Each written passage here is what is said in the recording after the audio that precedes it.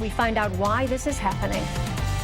Firefighters have been forced for days to just grin and bear it, taking extreme measures to stay warm. Even doing things they warn us not to do. 7 Action News reporter Kimberly Craig is live in Detroit. And Kim, I understand it's so bad the fire crews actually had to leave the fire station.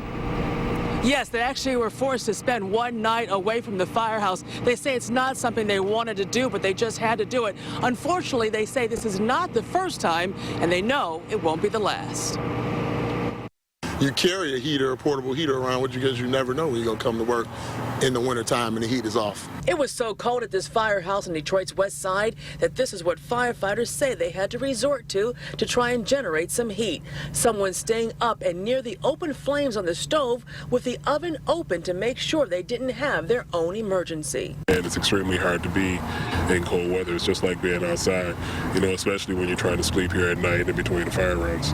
Unfortunately, the cash-strapped city of Detroit can't do much to maintain the crumbling firehouses that are still open. And firefighters don't want to leave their assigned area and head to another firehouse with heat because that could mean increasing response times. Firefighters don't want to leave their mission.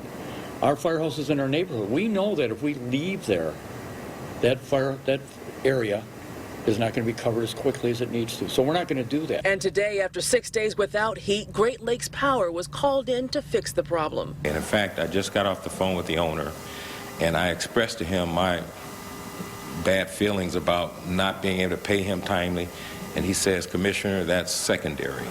I want to get the job done. I live in the city of Detroit. I want my firefighters to have heat in their station. You call me anytime you have a problem. The only reason that it's actually being moved on so fast as of right now is because the news crew called downtown and got a hold of the story. I asked the fire commissioner why the problem wasn't addressed until today. The one person that I have in charge of trying to stay on top of my facilities is off on bereavement leave. So I can't get answers to that right away. And back here live outside fire headquarters, we can tell you that while the heat is on back at that firehouse right now, the problems don't just stay at the heat issue. We're talking about issues with raw sewage in some of these crumbling firehouses. And Jeff, in one firehouse, firefighters even had to dig into their own pockets when the plumbing went out to rent a porta-john. Back to you. Yeah, I came back to the problem of no heat. There's still a lot of winter left. Is there any chance with the budget problems of the city this is going to be addressed anytime soon?